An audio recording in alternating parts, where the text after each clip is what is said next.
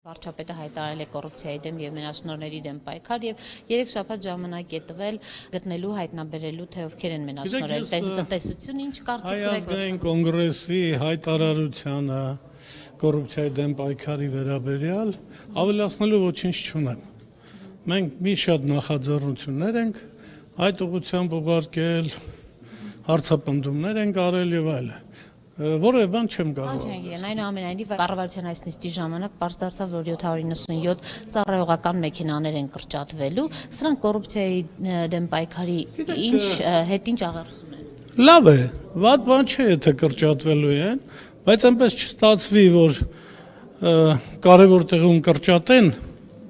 անկարևորում թողնեն։ Դա շատ կարևոր է, որտեղ պետական պաշտոնյան, հատուկ ծառայություն իրականացնողը, զինծառայողը եւ այլն նաև տրանսպորտի անհրաժեշտություն է ունենում, որպեսզի կարողանա օպերատիվ խնդիրներ լուծել։ Դա վերաբերում է քննչական ծառայության, օպերատիվ հետախուզական ծառայություններին, հնարավոր չի առանց տրանսպորտի։ Ես ավելին կարող եմ ասել, իրավապահ մարմիններում ըստ էության այդ տրանսպորտային ծախսերը շատ այսպես քիչ են իրական։ Եթե մենք ուզում ենք, որ այդ մարմինները անկախ գործեն, կախված չլինեն բենզինով, չգիտեմ, անվադողով եւ այլ հազար ու մի խնդիրների հետ, պետք է մենք լիարժեք ապահովենք նրանց այդ տրանսպորտային միջոցներով եւ տրանսպորտային ծախսերով։ Գուցե տրանսպորտային միջոցների թիվը քիչ չէ, բայց տրանսպորտային ծախսերը իմ հաշվարկներով քիչ է, հատկապես հատուկ ծառայություն իրականացնողների համար։ Դա համար չեմ կարող ասել, թե որտեղ են կրճատվում, որ մարմնում քանի մեքենա է կրճատվում եւ այլն։ Իհարկե, թե կան ավելորդ մեքենաներ, որ պաշտոնյաների ընտանիքների անդամներին ման են տալիս առավոտից երեկո եւ այլն, անխոս պետք է կրճատվեն։ Պարոն Ջհանգիրյան, այս 797 ծառայողական մեքենաների կրճատումից հետո տարբեր ոլորտներում գերատեսչությունների ղեկավարներ տարբեր նշեցին յուրաքանչյուրը 100 մեքենայի կրճատման եւ այլնի մասին, ստացվում է, որ մենք իսկապես անարդյունավետ կառավարման փաստի հետ այս պահին գործ ունենք, սա նշանակում է, որ իշխանությունը ինքն էլ է փաստում։ 4 տարի է մենք ազգային ժողովում փորձում ենք հասկանալ։ Ուզում եմ հիշեցնել վերահսկիչ պալատի ուսումնասիրությունները եւ զեկույցները 4 տարի ուզում ենք հասկանալ այդ ուսումնասիրությունների տարեկան ուսումնասիրությունների արդյունքներով ինչ մեծության գումար է վատնվում, հափշտակվում, անարդյունավետ ծախսվում կամ յուրացվում այդ ուսումնասիրությունների ընթացքում այդ հայտնաբերած խախտումներից ինչ մեծության գումար է վերականգնվում հաջորդը չվերականգնված այդ խնդիրները, փաստերը, եթե ուղարկվում են իրավապահ մարմիններին, ապա այդ ընթացքում ինչ է տեղի ունենում, ինչքանն է վերականգնվում, քանի մարդ է քրեական պատասխանատվության ենթարկվում, այ որպեսզի մենք ասենք, այս ծախսը արդյունավետ է կամ արդյունավետ չէ, մենք որևէ վիճակագրական հիմքի վրա պետք է դնենք, մի ստանդարտ ստեղծենք, որ այդ ստանդարտով կարողանանք առաջարժվել 4 տարի մենք այդպես էլ չենք կարողանում որևէ հստակ թվային տվյալ տիրապետել։ Պարոն Ջհանգիրյան, իսկ ինչ է կարծում իշխանությունը քաղաքական կամ կարող է մեկ անգամ դրսևորել, թե սա ուղղակի նախընտրական իմիտացիա, այսինքն նախընտրական պայքար։ Դուք իշխանությանը պետք է հարցնեք։ Պարոն Ջհանգիրյան, իբրև ընդդիմադիր գործիչ պայքարի համար պետական բոլոր կառույցները կան։ Իմ անձնական կարծիքն է։ Պետական բոլոր կառույցները կան, թե օպերատիվ հետախուզական, թե քննչական, թե դատախազական, թե դատական։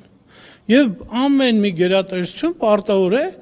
իր ներսում, իր կառավարման ոլորտում պայքարել կոռուպցիայի դեմ։ Հատուկ հանձնաժողով ստեղծել, պլաններ մշակել, չգիտեմ, բայց դեպքում ինչ են անում դատախազությունը, ոստիկանությունը, անվտանգությունը, հարկային մաքսային մարմինները, չգիտեմ, բայց ինչ են անում։ Հետո այդ հանձնաժողովը ինչ սահմանադրական մարմին է, նա ինչ լիազորություն ունի, չէ, ինչ լիազորություն ունի այդ հանձնաժողովը, բազմակուսակցական եւ այլն, հանձնաժողովը այդպիսի բան չկա, դա խորհրդակցական մարմին է, խորհրդակցական մարմինը կարող է կոռուպցիայի դեմ պայքարել, մենք պետական մարմիններ ունենք, կոռուպցիայի դեմ պայքարել հենց առաջինը պետք է սկսել կաշառակերության եւ այսպես ասած պաբուրների դեմ պայքարից։ Պարոն Ջահանգիրյան, կոռուպցիան որտեղ է թաքնված։ Պարոն Ալավերդյանը այսօր մեծ զրույցում ասում էր, որ պայմանավորված է նաեւ նրանով, որ քաղծառայողները տարբեր գերատեսչությունների ներկայացուցիչներ, ցածր աշխատավարձ մասնավոր սեկտորում լինի, կոռուպցիան պետք է լինի պետական կառավարման համակարգում։ Եթե մենք ասում ենք կոռուպցիա, մասնավոր սեփականատիրոջից, որ աշխատողը ինչքան գողացավ, ինչքան յուրացրեց, ինչքան հափշտակեց, դա այդ մասնավորի եւ իր աշխատողի խնդիրն է։ Այդտեղ կոռուպցիա չկա։ Կոռուպցիային պարտադիր պետք է առնչություն ունենա պետական կառավարման մարմնի պաշտոնատար անձը կամ որևէ պետական ծառայող։ Առանց պետական համակարգի առնչության կոռուպցիա չի կարող լինել։ Իսկ մենաշնորհները արդյոք գաղտնիք է իշխանության համար, թե ովքեր են մենաշնորհել մեր տնտեսությունը։ Այս քայլերը ձև են առանց բովանդակ։ Գիտեք, ես չեմ կարծում, թե որևէ գաղտնի բան կա։ Մենք փոքր երկիր ենք, այս փոքր երկրում բոլորը բոլորի մասին, ամեն ինչի մասին գիտեն։ Անուններ կհրապարակվեն, ասում են։ Չեմ անում, դա իշխանության խնդիրն է։ Եվ ընդհանրապես ես այսպես եմ մտածում։ Եթե իշխանությունը որոշել է պայքարել կոռուպցիայի դեմ, ինքը ուրեմն լուրջ լծակ է ստանձնելու հասարակության աչքում իր իմիջը բարձրացնելու։ Այո, եւ զարմանում եմ, որ հրավիրում են ընդդիմությանը, ոչ իշխանական ուժերին, թե արեք մեր հետ մասնակցեք։ Հարգելիներս, ինչի եք այդ լրջագույն լծակը ընտրություններից առաջ փորձում բաժանել ընդդիմադիր եւ ոչ իշխանական ուժերի հետ։ Ձեր ինչին է պետք։ Ինքներդ արեք, թող ժողովուրդն էլ ձեզ 80-90% ձայն տա, տեսնի դուք պայքարում եք։ Պարոն Ջահանգիրյան, եւ վերջին մեկ հարց, ձեր կարծիքը այս 800 հեկտար տարածքի վերաբերյալ բավականին բուռն են քննարկումները այսօր։ Թվային բաների մեջ չեմ մտնի։ Անվտանգության գոտին կամ ազատագրված տարածքները երաշխավորել են Լեռնային Ղարաբաղի անվտանգ կենսագործունեությունը։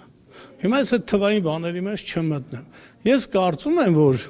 մենք ապագայում էլ պետք է այնպիսի լուծման գնանք, որ Ղարաբաղի մեր ժողովուրդը, հայրենակիցները եւս 1000 տարի, 5000 տարի կարողանան այդ տարածքում անվտանգ եւ ապահով ապրեն։ Այդ լուծումը գտնելու պատասխանատվությունը իշխանության ձեռքին է։ Ընդդիմությունը կարծեք հենց այս հարցում է, որ աջակցում է 100%-ով։ Ընդդիմությունը աջակցում է տուն ներթափանցող գողի ավազակի դեմ պայքարին, որովհետև այդ գողը ավազակը դրսից է ուզում մուտք գործել մեր տուն, մեր երկիր։ Հայ ազգային կոնգրեսը աջակցում է այդ դրսի մարտահրավերների դեմ պայքարին։